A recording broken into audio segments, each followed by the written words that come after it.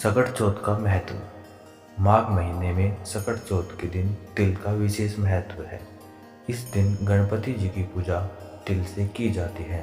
मान्यता है कि सकट चतुर्थी व्रत संतान पर आने वाले हर संकट से उसे बचाता है। सकट चतुर्थी को तिलकुट चतुर्थी, लंबोदर चतुर्थी भी कहते हैं। सकट चतुर्थी के दिन संकटहरण गणेश जी की पूजा की जाती है। कहते हैं कि सकट चौथ व्रत में कथा के बिना पूजा का फल नहीं मिलता। आइए जानते हैं सकट चौथ की व्रत कथा। पौराणिक कथा के अनुसार एक नगर में साहूकार और उसकी पत्नी रहते थे। साहूकारनी अपने पड़ोसन के घर गई। पड़ोसन को सकट चौथ की पूजा करते देख उसने इस व्रत का महत्व पूछा।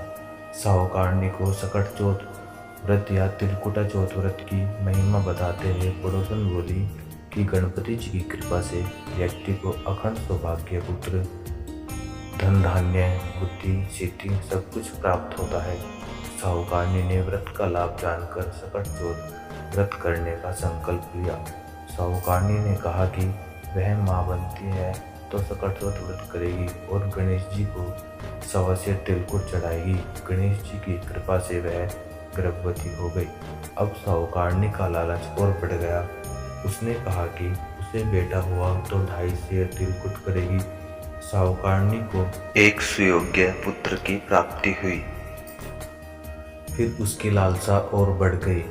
अब वह बोली कि अगर उसके बेटे का विवाह हो जाता है तो वह 5.25 सेर तिलकुट करेगी। गजानन के वरदान से उसका विवाह भी तय हो गया, लेकिन वह तिलकुट चतुर्थी करना भूल गई। लोभी साहूकारनी को सबक सिखाने के लिए गणपति जी ने अपनी माया से शादी वाले दिन उसके बेटे को गायब कर दूर कहीं जंगल में पहुंचा दिया। माता पिता और सभी वर के गुम हो जाने पर चिंतित होने लगे। विवाह टल गया। एक दिन साहूकारनी की होने वाली बहू सखियों संग जंगल में तुरवा लेने गई थी। उसे देखकर साहूकारनी के बेटे ने आवाज भी दी थी, लेकिन वह सभी डर के वहां से चली गई और इस घटना के बारे में अपनी मां को बताया। गांव वालों और साहूकारनी के समधियों ने वहां जाकर देखा तो उनका दामाद घने जंगल में एक पेड़ पर बैठा था। उसने सभी को अपनी मां की गलती बताई और कहा कि मां ने सकट चौथ व्रत करने का वचन दिया था, लेकिन उसे पूरा नहीं किया, जिसके कारण सकट देव यानी गणपति जी नाराज हैं। साहूकारनी को जब ये बात पता चली तो उसे अपनी गलती का एहसास हुआ और उसने गणपति जी से क्षमा याचना कर सकट चौथ का व्रत और तिलकुट किया।